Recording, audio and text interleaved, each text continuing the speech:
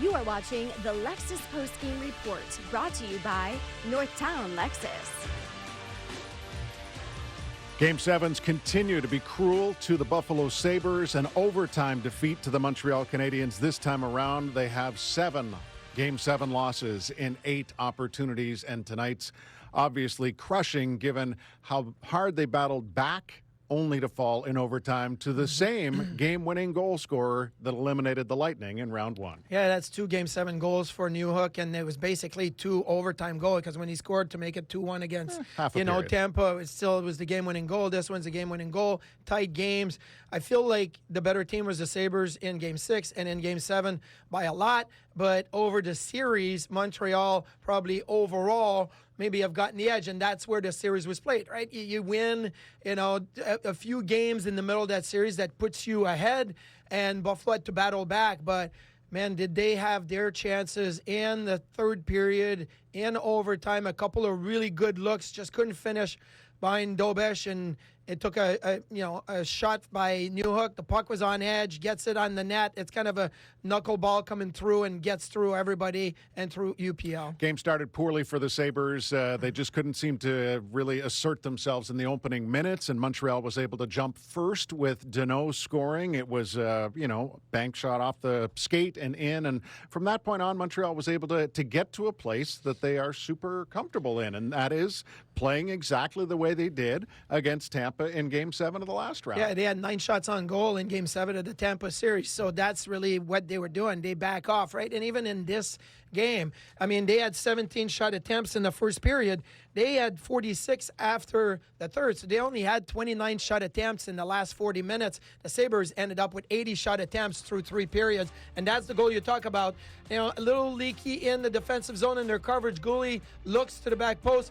Danault off his skate, and I know people in the house were looking at maybe a potential kick. Now, the kick was after the redirection, and then the foot went forward, and it was 1-0 for Montreal. Bolduc would add to it a power play goal. Again, this brought back terrible memories of 20 years ago, and that was puck over the glass by Benson, and it led to the Bolduc power play goal. Unfortunate for Zach Benson, he was just trying to make a play on the puck, diving around, and Bolduc was there. Samuelsson went to the back post, trying to look for the low play.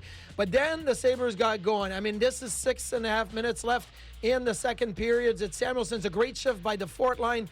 It went off of Greenway's pants right there, and it fooled Dobeš, and that is all the Sabres needed because they were just in the offensive zone, making a lot of plays, getting pucks to the net. They really tested out Dobeš. And then in the third period, a little bit of the same. On a face-off play, they put Power and Dahlin on the ice together. Well, the two had that rotation going. McLeod wins it. They go over to Power, to Dahlin, and now it's 2-2 on that beautiful feed by Owen Power to Rasmus Dahlin. Chances, though, did not materialize, at least to the back of the net after that. Montreal actually had almost a 2-1 edge in scoring chances in the third period. The Sabres did have a moment where their fan base thought that they might have scored, but clearly the whistle had gone here on this play. Yeah, and look, Wes McCauley was there, lost sight of the puck, although I would say that, if it hadn't been for Jordan Greenway poking, and right there Dobeš was putting his hands up, I didn't hear the whistle at first. We clearly heard it here. Mylan Stein thought he had scored. That fourth line would have had a couple of really big goals in this, but then in overtime, after the Sabres had zone time and a little misplay at the blue line, but nothing much. This is a 3-on-3, a 3-on-4.